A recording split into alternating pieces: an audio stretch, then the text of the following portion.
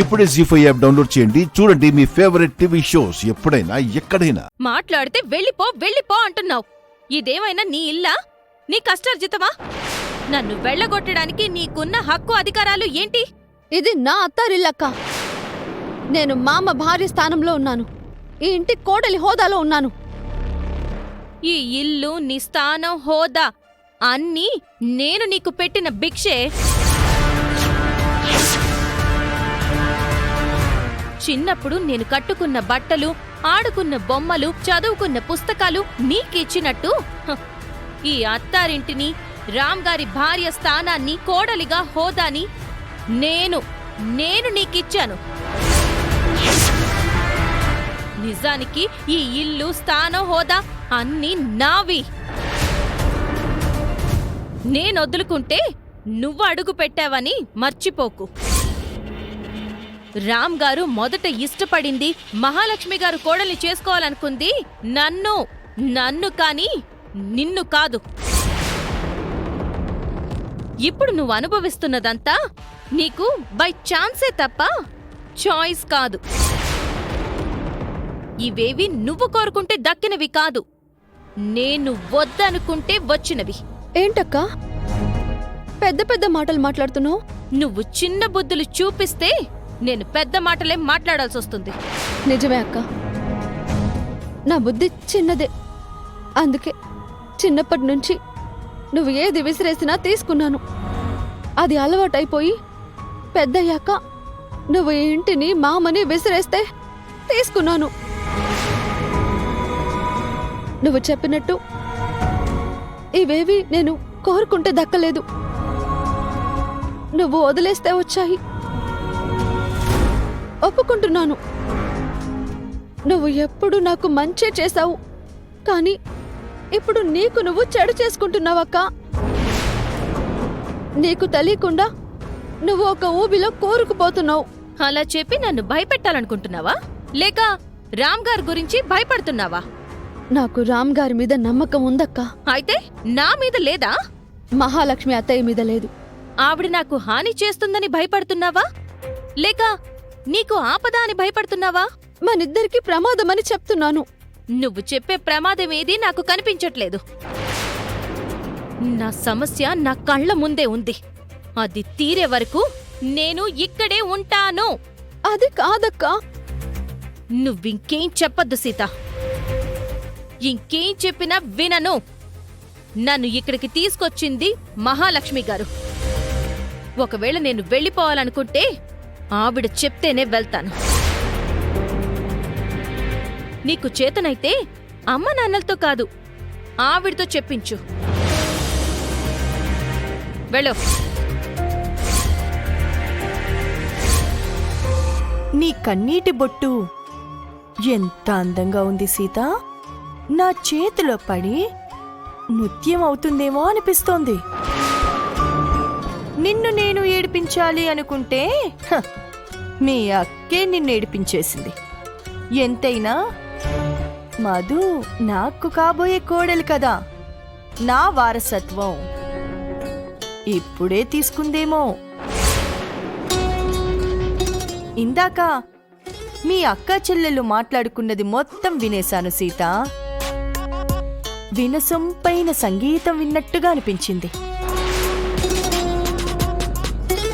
సంగీతానికి రాళ్లు కరుగుతాయి, మేఘాలు వర్షిస్తాయి అంటారు. నిజమే. నీ గుండె కరిగి నీరయ్యింది.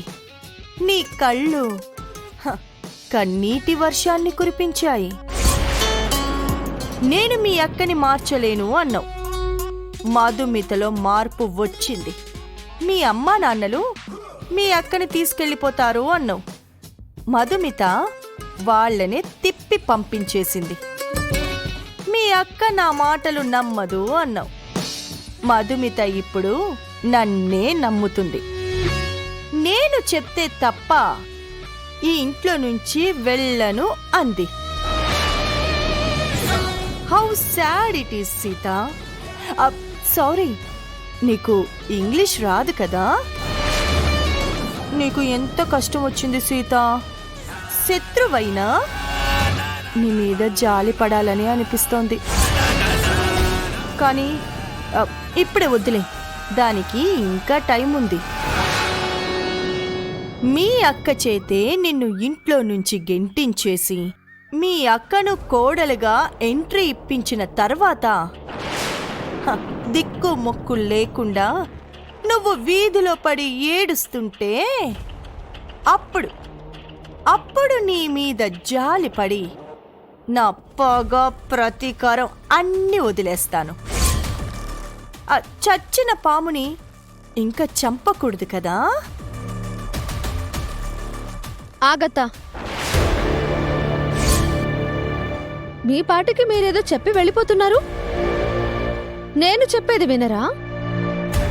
నీ ఏడుపు వినాలని లేదు. నేను ఏడవట్లేదు.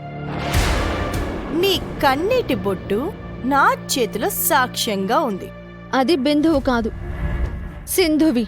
అంటే నువ్వు సముద్రానివా? నా బాధ మీకు సంగీతమైతే నా కోపం సముద్రమే. సంగీతానికి ఎంత శక్తి ఉందో అంతకు మించి సముద్రానికి ఉంది. నువ్వు కన్నీటి సముద్రానివే. నీ ఉప్పు నీటి వల్ల ఏమీ జరగదు. ఆ ఉప్పు నీరే ఉప్పనయ్యి మిమ్మల్ని ముంచెత్తుతుంది. మీలాంటి వాళ్లను తన ఆగాధం అడుగు వరకు లాక్కొని వెళ్తుంది. నువ్వు సముద్రానివైతే నేను సునామీనే. నిన్ను అల్లకల్లోలం చేసేస్తాను. నిన్ను గడగడ వణికించేస్తాను.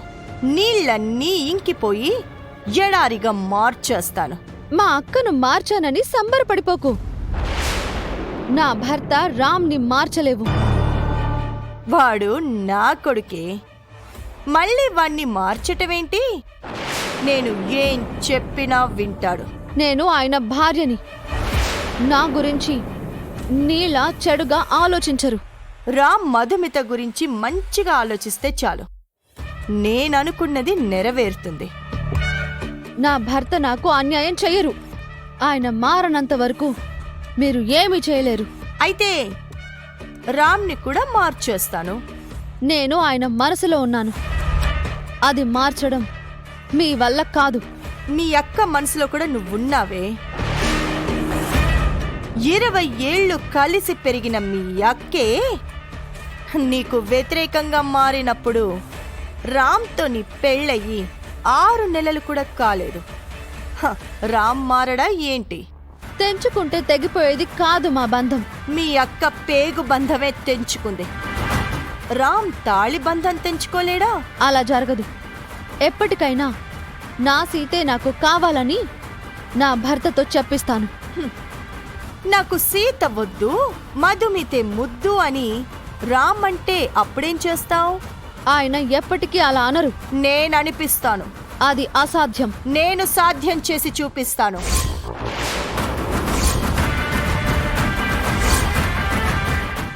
జీ5 యాప్ డౌన్లోడ్ చేసి అన్ని ఎపిసోడ్స్ పూర్తి ఉచితంగా చూడండి.